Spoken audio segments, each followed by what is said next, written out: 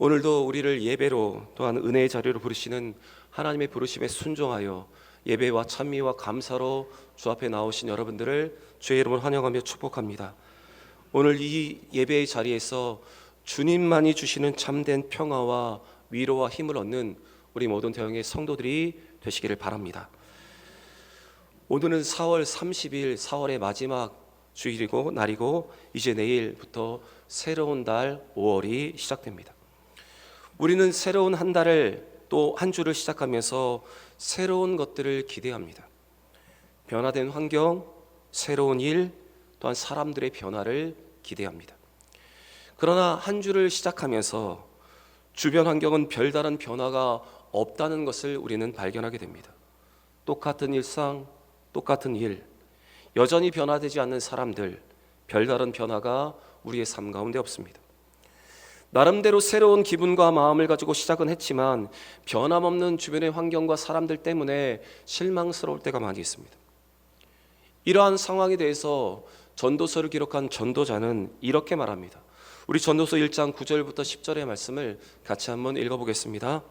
이미 있던 것이 후에 다시 있겠고 이미 한 일을 후에 다시 할지라 해 아래에는 새 것이 없나니 무엇을 가리켜 이르기를 보라 이것이 새로우시라 할 것이 있으랴 우리가 있기 전 우리 전 세대들에도 이미 있었느니라.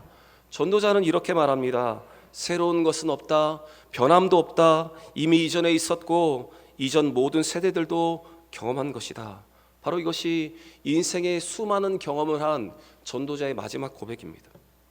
여러분, 새로운 한 달을 시작하고 새로운 한 주를 시작하지만 우리의 삶에 뭐 그리 많은 변화가 있겠습니까? 물론 시대적이고 환경과 상황이 변하고 내 삶도 조금씩 변하는 것은 분명합니다. 그러나 삶의 본질은 변하지 않습니다. 또 우리의 주변에 있는 사람들도 쉽게 변하지 않습니다. 우리는 내 주변의 사람들에 대해서 기대합니다. 그 사람들이 변하겠지, 시간이 지나면 변하겠지.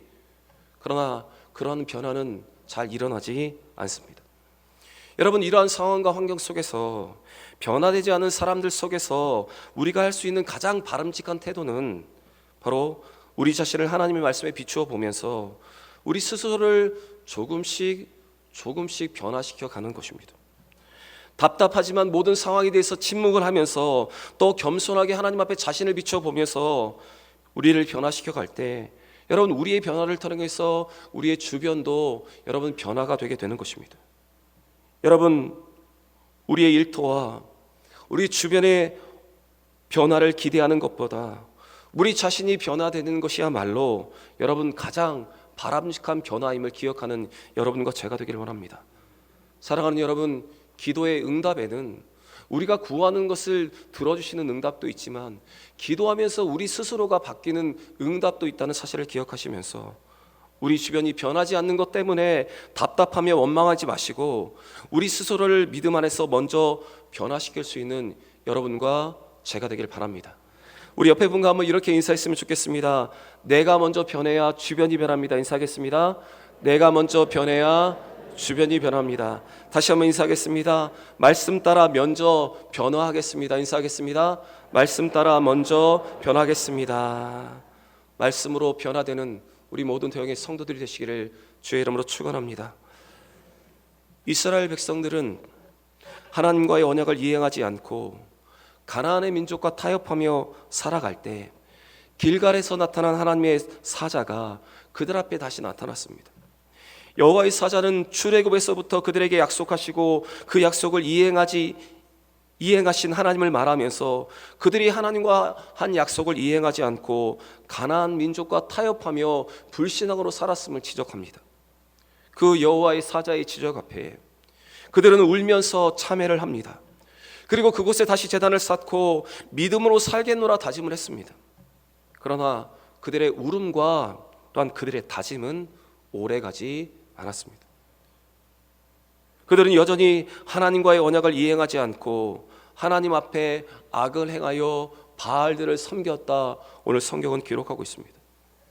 이스라엘 백성들이 하나님을 버리자 그들은 곧바로 이방의 우상에게 사로잡히게 되었습니다. 그들이 섬긴 대표적인 신은 이스라엘 주변 사방 국가들이 섬기고 있었던 바알과 아스다롯이었습니다. 우리 12절과 13절의 말씀을 같이 한번 읽어보겠습니다. 애굽 땅에서 그들을 인도하여 내신 그들의 조상들의 하나님 여호와를 버리고 다른 신들 곧 그들의 주위에 있는 신들을 따라 그들에게 절하여 여호와를 진노하시게 하였으되 곧 그들이 여호와를 버리고 바알과 아스다롯을 섬겼으므로 그들은 하나님과의 언약을 잊고 이때부터 이방 신들을 섬기기 시작했습니다. 그리고 이때를 시작하여서 이스라엘과 유다가 패망할 때까지 그 우상 숭배의 모습은 사라지지 않았습니다. 그들은 이제 영적인 암흑기로 들어갔습니다. 이제 그들의 태양과 같은 하나님을 버리고 그들은 이제 어두운 그늘로 들어가게 된 것입니다. 특별히 13절에 보시면 이스라엘 백성들은 가나안에 토착되어 있던 바알과 아스다롯을 섬겼습니다. 바알의 이름은 소유주라는 뜻입니다. 바로 아람 족속의 우상이 바로 이 바알이었습니다. 이 바알을 그들은 풍요의 신으로 섬겼습니다. 그리고 아스다롯은 바알의 아내로 가나안 땅에 있었던 3대 여신 중에 하나였습니다. 그래서 이 바알과 아스다롯의 성적인 관계를 통해서 다산과 풍요가 이루어진다고 그들은 믿었기 때문에 이 숭배 가운데는 필연적으로 따라오는 것이 바로 성적인 문란과 도덕적인 타락이 일어날 수밖에 없었습니다.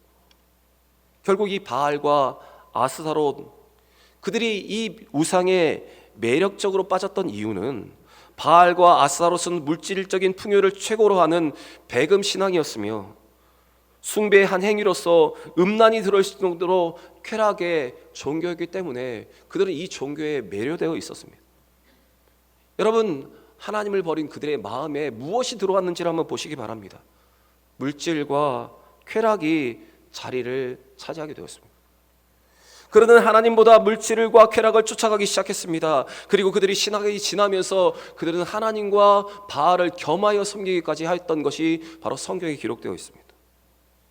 여러분, 오늘 이스라엘의 모습을 통해서 하나님을 떠난 그들이 무엇을 향해 갔는지, 우리가 하나님을 떠나가면 무엇을 향해 갈 수 있는지를 여러분 분명히 보시기를 바랍니다.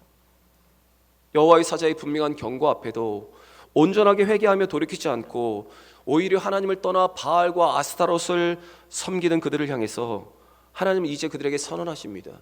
이제 그들이 더 이상 그들의 대적을 당하지 못할 것이라 말씀하십니다. 우리 14절 말씀도 같이 한번 읽어보겠습니다. 14절입니다. 여호와께서 이스라엘에게 진노하사 노력하는 자의 손에 넘겨주사 그들이 노력을 당하게 하시며 또 주위에 있는 모든 대적의 손에 팔아 넘기심에 그들이 다시는 대적을 당하지 못하였으며, 그들이 다시는 대적을 당하지 못하였다. 지금까지는 능력 있게 모든 것을 감당했지만 하나님을 떠난 그들에게는 이제 승리가 떠나가게 된 것입니다. 사실 오늘 이 사사기의 이 14절에 기록된 결과는 신명기에서 모세가 에발산에서 선포했던 저주와 동일한 것입니다.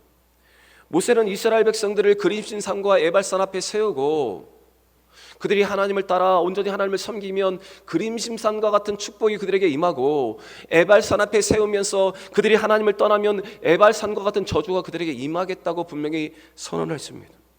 그리고 그 선포한 내용 그대로 바로 에발산의 저주가 그들에게 임하고 있었던 것입니다. 우리 신명기 28장 25절의 말씀을 같이 한번 읽어보겠습니다. 여호와께서 내 적군 앞에서 너를 패하게 하시리니 내가 그들을 치러 한 길로 나가서 그들 앞에서 7길로 도망할 것이며 내가 또 땅의 모든 나라 중에 흩어지고. 여러분, 하나님을 떠나 죄를 사랑하는 자는 결코 대적을 이길 수 없습니다. 하나님을 떠나간 자는 하나님의 능력이 그에게 임하지 않기 때문에 능력 있는 삶을 살아갈 수가 없는 것입니다. 여러분, 하나님께서는 이렇게 그들을 버리시고 주변의 백성들 모든 대적의 손에 붙이셔서 그들로 침략을 받게 하셨습니다. 하나님은 그들의 옆에 있었던 이방의 대적들을 이스라엘을 훈계하고 이스라엘을 징계하는 도구로 사용을 하셨습니다. 여러분, 하나님은 이와 같이 그 백성이 범죄를 하면 믿지 않는 사람들을 사용하셔서 사람의 막대기와 인생의 채찍으로 오늘도 우리를 징계하시는 하나님이라는 사실을 여러분, 우리는 잊지 말아야 합니다. 또 15절 말씀을 보시면 이뿐만 아니라 그들이 어디로 가든지 여호와의 손이 그들에게 재앙을 내리시겠다고 말씀을 하십니다. 우리 15절 말씀도 같이 읽겠습니다. 그들이 어디로 가든지 여호와의 손이 그들에게 재앙을 내리시니 곧 여호와께서 말씀하신 것 같고 여호와께서 그들에게 맹세하신 것과 같아서 그들의 괴로움이 심하였더라. 여러분, 배금 사상과 쾌락주의의 종말은 번영과 행복이 아니라 여러분 재앙이란 사실을 기억해야 합니다. 하나님을 떠나서 세상의 쾌락과 세상의 물질을 쫓아가다 보면 우리는 번영과 행복을 이루는 것이 아니라 도리어 재앙이 우리 가운데 온다는 사실을 여러분 우리는 잊지 말아야 합니다. 하나님의 말씀에 순종하지 않고 도리어 악을 행하여 바알과 아스라롯을 섬기신 이스라엘 백성들은 이제 하나님의 자녀로서의 능력을 상실하고 어디로 가든지 재앙을 만나고 어떤 전쟁에 임하든지 연패를 하게 되었던 것입니다. 마태복음 6장 24절의 말씀에서 예수님은 우리에게 이렇게 말씀하십니다. 한 사람이 두 주인을 섬길 수 없다. 그렇기 때문에 너희 하나님을 마음과 정성과 뜻을 다하여 하나님만 섬기라고 우리에게 권면을 하십니다. 우리 마태복음 6장 24절, 마태복음 22장 37절의 말씀을 같이 한번 읽어보겠습니다. 한 사람이 두 주인을 섬기지 못할 것이니 혹 이를 미워하고 저를 사랑하거나 혹 이를 중히 여기고 저를 경히 여김이라.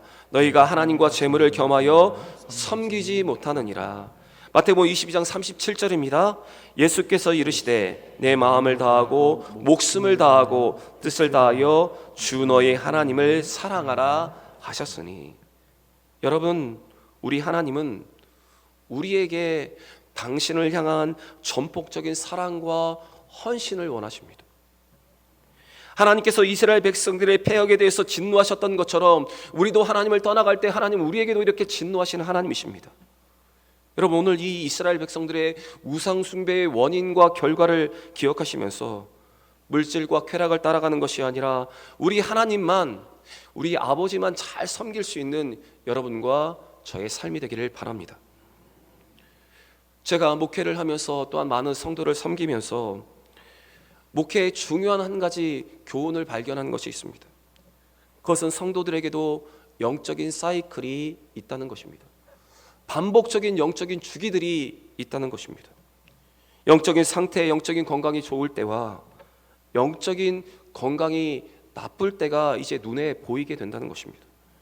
얼굴만 보면, 예배에 나와 있는 모습을 보면, 그가 행하고 있는 헌신을 보면 여러분 그의 영적인 주기를 볼 수 있는 것이 또 목회자의 마음입니다.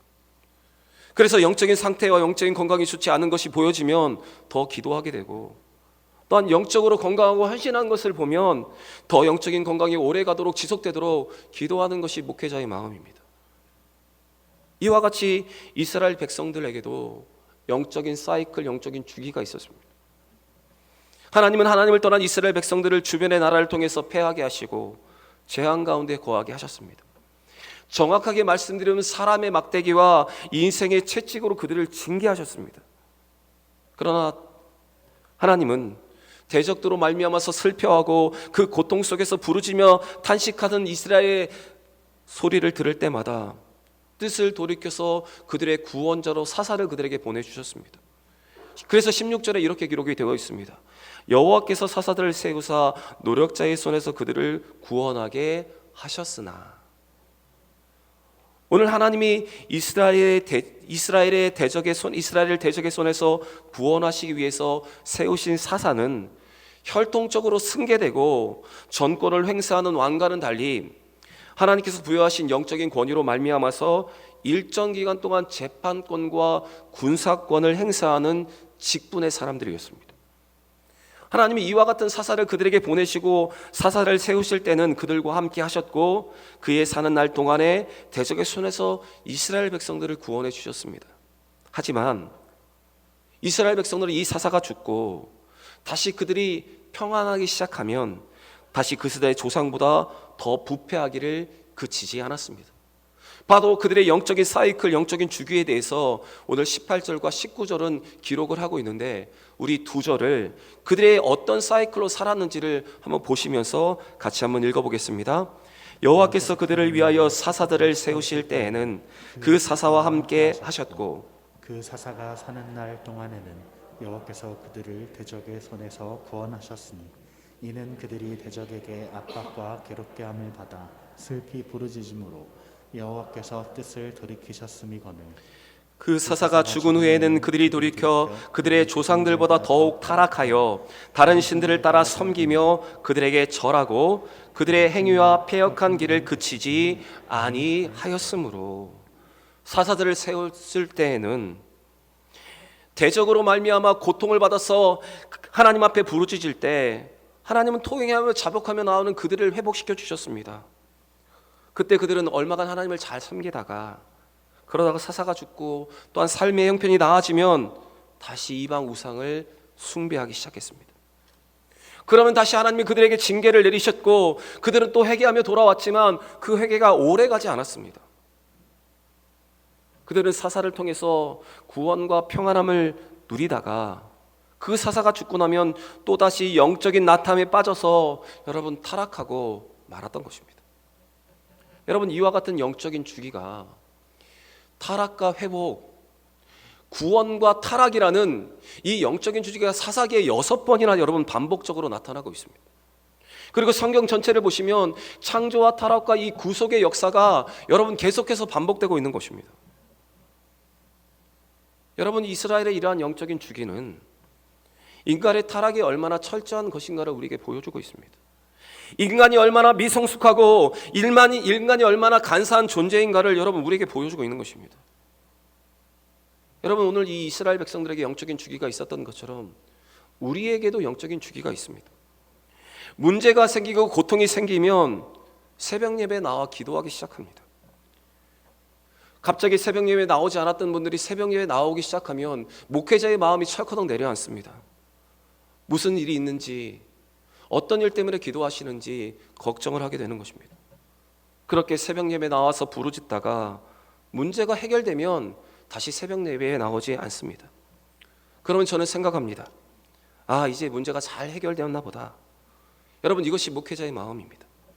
또 주일을 성수하지 않고 예배에 빠진 성도들 보면 혹시 무슨 시험에 들지 않았나 여러분 걱정을 하게 됩니다. 더 세상을 향하여, 세상을 사랑하고 세상을 향하여 가는 것은 아닌가 여러분 염려하게 됩니다. 이렇게 예배를 한두 번 빠지다가 세상으로 가는 수많은 사람들 보았기 때문에 여러분 이렇게 염려하며 걱정하는 것이 목회자의 마음입니다.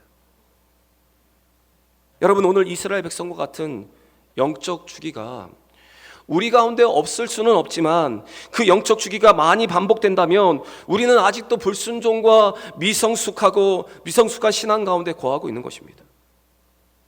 이러한 영적 주기가 너무 자주 반복되고 있다면 우리는 지금 악순환 가운데 여러분 살아가고 있는 것입니다. 여러분, 어떤 일이 있든지 어떤 상황이 있든지 꾸준한 믿음, 변화되지 않는 믿음, 흔들리지 않는 믿음이 여러분 그래서 우리에게 필요한 것입니다. 신명기 8장 12절부터 14절에 모세의 입술을 통해서 하나님 우리에게 분명하게 이렇게 경고를 하십니다. 우리 같이 한번 읽어보겠습니다. 내가 먹어서 배부르고 아름다운 집을 짓고 거주하게 되며 내 소와 양이 번성하여 내 은금이 증식되며 내 소유가 다 풍부하게 될 때에 내 마음이 교만하여 내 하나님을 잊어버릴까 염려하노라. 여러분, 삶이 형통할 때 하나님을 떠나게 될까? 우리 하나님은 우리를 향해서 이렇게 노심초사 염려하십니다. 사랑하는 여러분, 고통의 순간에만 하나님 앞에 나오는 것이 아니라 고통의 순간에도 하나님 앞에 나와 부르짖고 풍요로운 삶 속에서도 하나님을 계속 잘 섬길 수 있는 여러분과 제가 되기를 원합니다. 악순환을 끌어버리고 믿음의 선순환이 일어나는 여러분과 저의 삶이 되기를 원합니다. 아직도 우리에게 이런 어린아이와 같은 신앙의 모습이 우리 가운데 있다면 이제 미성숙을 벗고 더 겸손하게 하나님을 잘 섬기는 여러분과 제가 되길 바랍니다. 사랑하는 대형의 성도 여러분, 하나님은 우리 삶의 여러 가지 모양으로 우리를 만지십니다. 그 하나님의 손길이 느껴진다면 다시 하나님의 품으로 돌아올 수 있는 여러분과 제가 되기를 원합니다. 우리가 고통 가운데 우리가 부르짖으면 하나님은 사사를 그들에게 보내셔서 구원하셨다는 것처럼 우리가 부르짖고 하나님께 돌아올 때 하나님은 우리를 구원하시고 우리를 회복시켜 주는 우리 아버지십니다. 우리를 포기하지 않으시고 구원의 기회를 주실 때 죄에서 돌이켜 악순환을 끊고 믿음의 선순환으로 살아가는 우리 모든 대형의 성도들이 되시기를 주의 이름으로 간절히 축원합니다.